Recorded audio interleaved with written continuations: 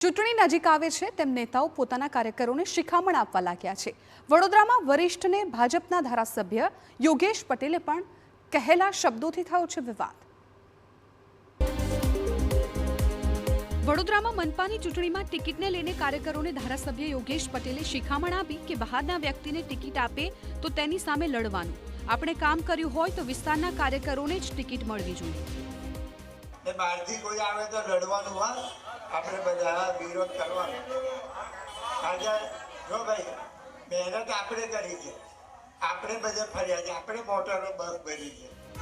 તો ચૂંટણી કાર્યાલયના ઉદ્ઘાટન પ્રસંગે યોગેશ પટેલે કાર્યકરોને ન રીસાવવાની પણ સલાહ આપી।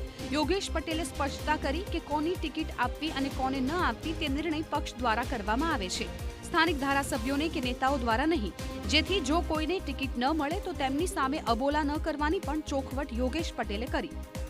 એટલે પાર્ટી જેને ટિકિટ આપે એમાં પછી મારો રોલ શું હશે એને જીતાડો, બરાબર ને? એટલે મહેરબાની કરીને કોઈ અબોલા ના કરતા મારી જોડે, પાર્ટી નક્કી કરવાની। હવે ચર્ચાઓ એવી ચાલી રહી છે કે આવા નિવેદનોથી શું મનગમતું ન થાય તો વિરોધ કરવાની સલાહ અપાઈ રહી છે।